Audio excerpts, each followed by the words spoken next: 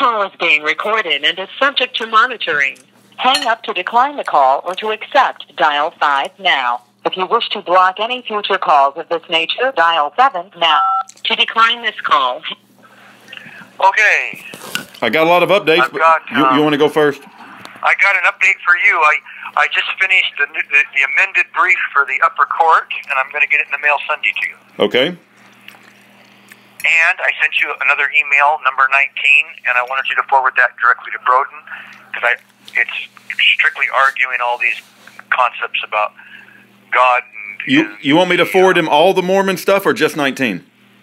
No, just if he asks for it, yeah. But I mean, I just wanted him to read number 19, especially. I just emailed it to you. Okay. And I also typed you a letter for Rex to give to Mr. Broden. So the minute you did that, you need to forward it to his phone. You probably won't get it time to get it. He's good. If you like it and he likes it, you can modify it or whatever you want to do with it. Forward it to Rex. Okay. All right. So I've been working. Yeah, me too. And we're doing better, you know. Great. This guy. Frank helped me do the brief, and he charged me $50 to rewrite all Bob's brief. Okay. A real low price. Great. So we're doing really good financially here. Saturday I got $200 from Craig, and everything's looking really, really good. You know. I'm glad to hear you're in good spirit. You're in good spirits for a man who's stuck in a hellhole. You said you had some news? Yes. What's your update? Okay. Well, I spent several hours on the phone. First of all, Pigeonly in the next 24 hours is supposed to let me know if they can give Broden a 606 number. And I told him it has to be a 606 number. They said they can get a low-cost number. I said, no, it has to be 606. And they said they're going to investigate and let me know in the next 24 hours. Is that true? It does have to be 606? It can't be anything else? I've never seen any number except for 606 work. Okay. That's my opinion, but if it takes them a week to get it, that's okay. Well, it's going to be an extra $5 a month, but I'll pay for the first month and maybe the second month, and we'll figure out how to deal this thing going forward. Anyway, so I'll let you know, but Pigeonly's working on it. The other thing is I spent several hours going through your list. I am very impressed with your list. My God, to put together a list of that secularly successful people, but 80% of them were dead. Let me go through them real quick. Abe Hirschfield, dead. I know. Alan C. Greenberg, dead. Frank Argenbright with Secure America. I left him a voicemail on his voicemail machine. Jerry Schoenfeld, dead. Sir Charles Goldstein, dead. William Fugazi, a real estate broker. I left him a voicemail.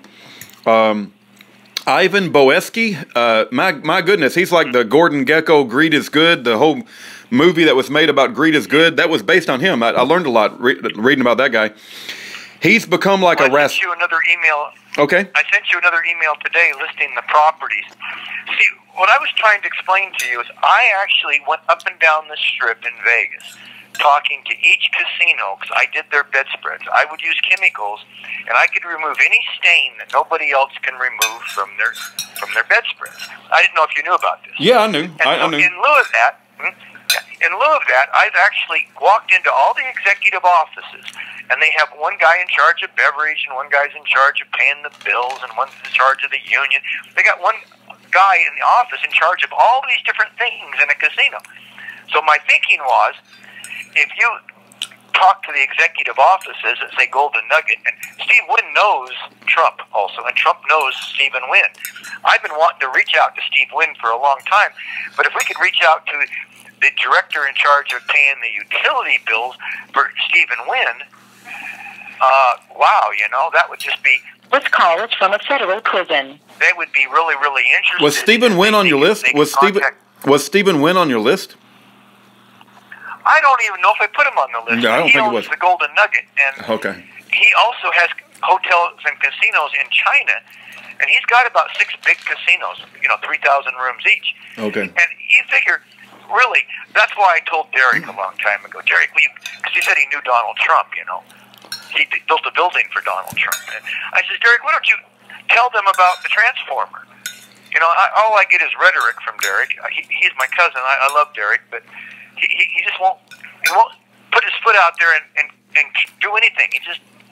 he just finds reasons not to do anything while he whines about being broke and poor. And I have a little bit of sympathy because we're living in Sodom and Gomorrah, and nobody gives a damn. I mean, you could be suffering and underneath a truck, and and nobody's even going to like walk your way. But anyway, let me finish the list.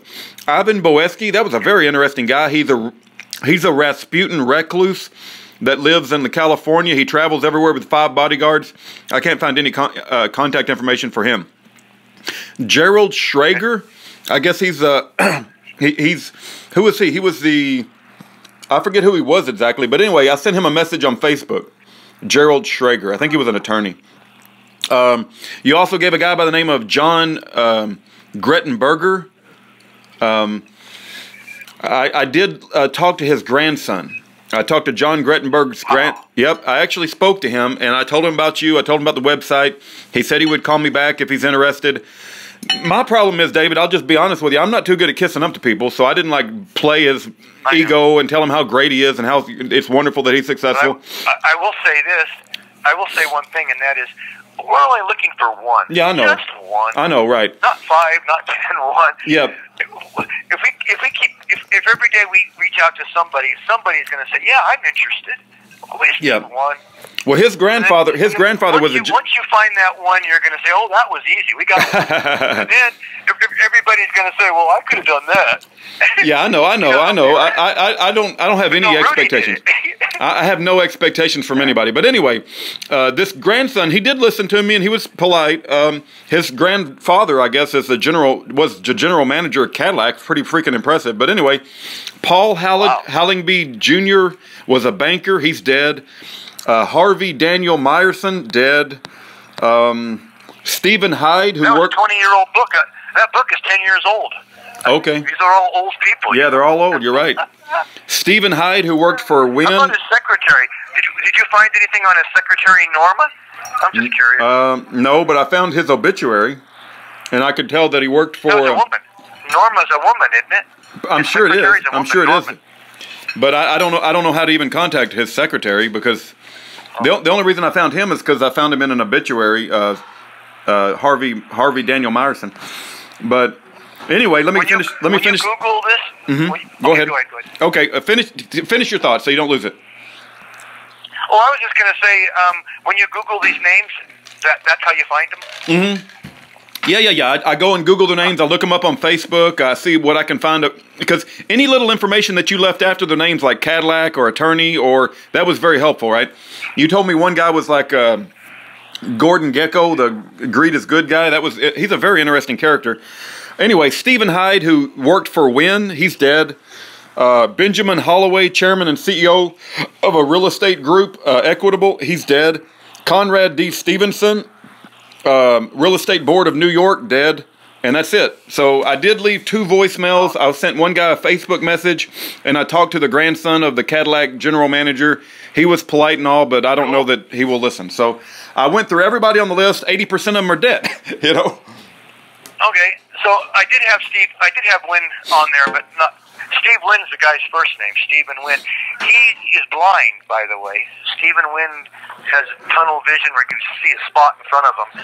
He's a billionaire, you know. If you ever actually started contacting corporate offices, do you know one of real interest that would really be of interest is a guy named Adelson. He's a billionaire that loaned Trump, donated $25 million to Trump's campaign. His name is Adelson, and he owns, I don't know his first name, but he owns the Las Vegas Review-Journal. It's a big newspaper in Nevada, big newspaper. Yeah. And do you know who works for Adelson? Wayne Allen Root works for Mr. Adelson. I'm very familiar with Wayne Allen Root. Yeah. My friend Bob Sandberg reached out to Wayne, and Wayne would not respond. Wayne Allen Root was a big birther, and he spoke out about Obama's fraudulent birth certificate, and he also said he went to college at Obama's college, and he said Obama never went there. I think it was Columbia University. He guarantees it. He guarantees that Obama never went there. And he's traveling. I thought that Wayne Allen Root would be interested in what we're talking about. and I also knew that he would remember that I was a Sagebrush Rebellion guy. He's now living in Nevada. You know, he was living in Montana previously, but he's now in Las Vegas, Nevada, and he works for Edelson, is my point. He's actually working underneath Edelson. So if you could call the executive offices for I think it's the Venetian. I'm not sure exactly which one he owns, Mr. Adelson. But he owns one of those casinos. I'm not even sure if I'm spelling. I'm pretty sure it's Adelson. He's Jewish billionaire. He's very, very super rich. And Wayne Allen Root works for him. So if you actually reach the corporate offices of Mr. Adelson at the Venetian, I believe it is, if I'm right about the right casino, that would be a billionaire who would be interested, who Wayne Allen Root reports to and says, yes, sir, when he calls him. Yeah. You understand what I'm saying? And Wayne Allen Root knows Trump personally also. So that's just interesting. Well, I'll make the phone call, but you've probably contacted me, which is the worst person on this planet, you know, to try to kiss up to all these successful rich people, because all I do is lay the facts out there.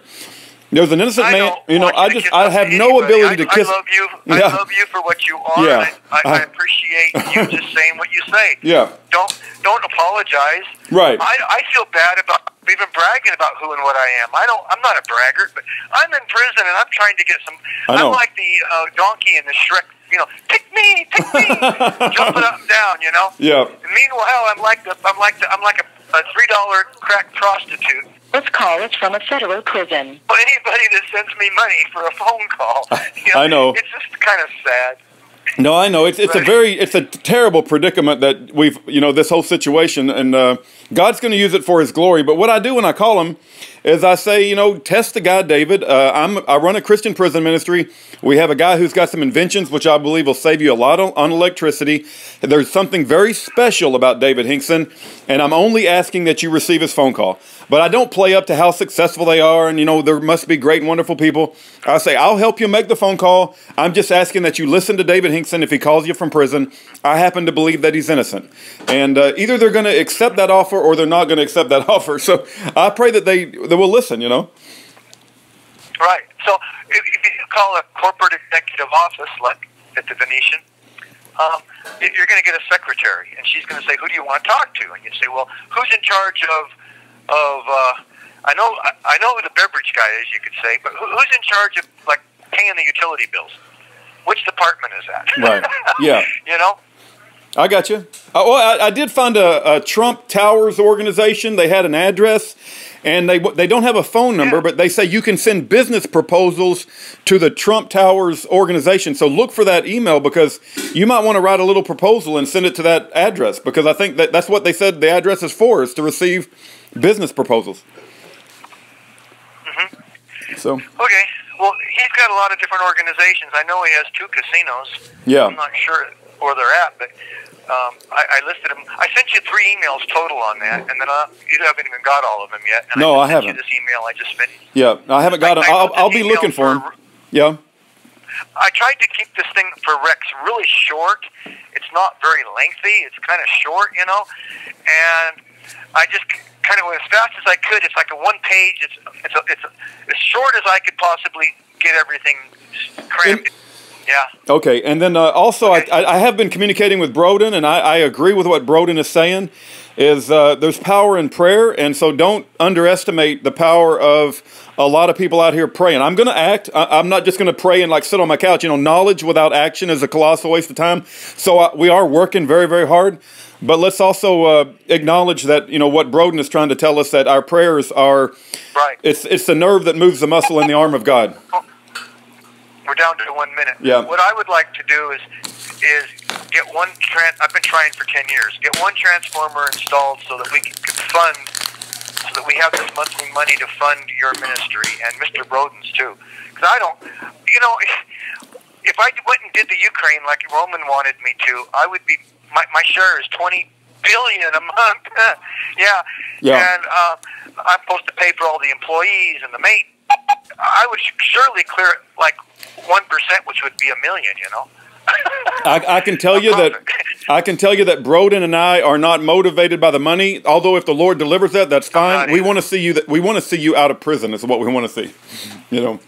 I told Mr. Broden that what I wanted to do is bring the price of energy down so more spirits can come to Earth, and that we can have more of God's children on Earth. That's There you what go. we're after. There you go.